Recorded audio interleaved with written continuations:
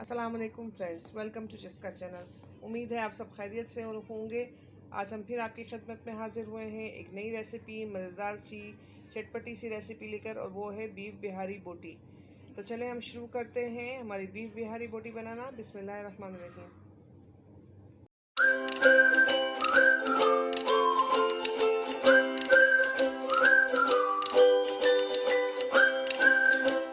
हम अपनी बीफ बिहारी बोटी बनाना शुरू करते हैं, जिसके लिए मैंने हाफ केजी बोनलेस बीफ लिया था, जिसके मैंने स्लाइस कटिंग कर ली है। हमारी कबाब नहीं है, हमारी बीफ बोटी है, बिहारी बीफ बोटी है, इसलिए हमने इसको थिन स्लाइसेस में कटिंग किया है।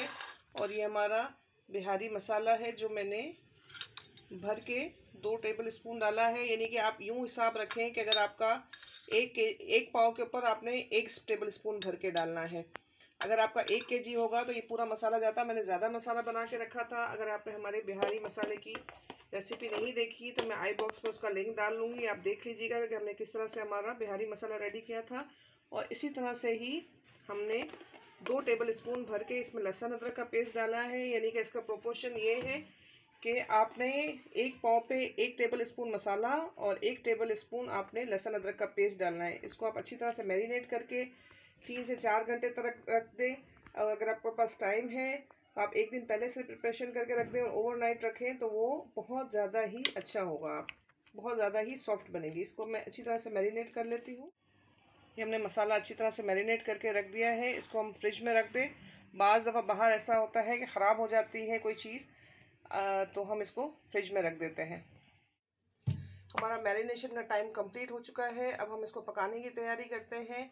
जब हम मैरिनेशन के लिए रखा था तो मैंने एक कढ़ाई में प्याज लाल कर ली थी, एक कढ़ाई में एक बड़ी प्याज लाल कर ली थी और इसको चूरा कर लिया है। अब हम इसको पकाने के लिए मैं वही वाला ऑयल इस्तेमाल करूँगी जिसको मैंने प्याज के लिए लाल करने के लिए इस्तेमाल किया था।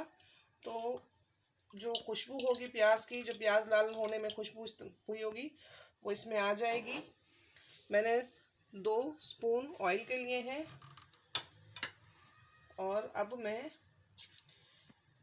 इसको गोश्त को डालूंगी इसमें और इसको ऑयल में भूनूंगी। अब हम इसको उस वक्त तक फ्राई करेंगे जब तक गोश्त इसका कलर चेंज कर दे। देखें मैं इसको पलट रही हूँ और गोश्त ऐसा ऐसा कलर चेंज कर रहा है। तो ये देखें गोश्त का तकरीबन कलर चेंज हो चुका है।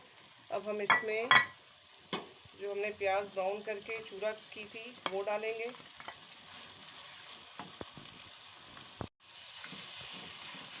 और अब हम इसमें 1 कप दही ली है, वो मैं दही डालूंगी।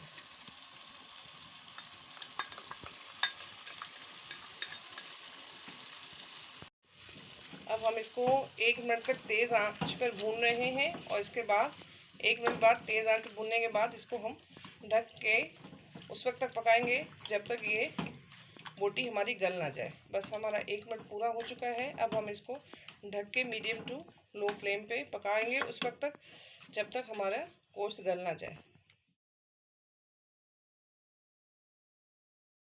ये देखिए हमारा रेडी हो चुका है। मैं तोड़ रही हूँ, एक इसमें स्टेप में टूट रही हैं हमारी बोटियाँ। अब हम इसको कोयले का स्मोक देंगे, चारकोल स्मोक देंगे, ताकि इसमें चारकोल का स्मोक आए और अच्छा सा जो हमारा होता है कोयले पे जो हम बनाते हैं कबाबें बोटी वगैरह, उसका फ्लेवर आए, टेस्ट आए।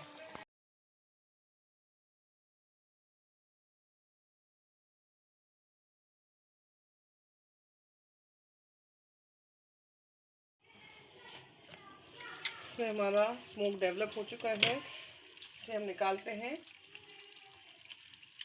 और थोड़ा सा हरा धनिया इसमें डाल के मिक्स करते हैं। बाकी हम डिश आउट के टाइम पे डालेंगे। तो ये हमारा चटपटा सा बीफ बिहारी बोटी रेडी है। बनाएं, खाएं, पसंद आए तो हमें कमेंट सेक्शन में ज़रूर बताएं। अपने दोस्तों के साथ लिंक को शेयर करें। नए देखने वाले हमारे चैनल को सब्सक्राइब करें और बेल आइकन के बटन को ज़रूर दबाएं ताकि हमारी वीडियोज़ अपलोड होते ही आपको मिल जाएं। अल्लाह हाफिज़।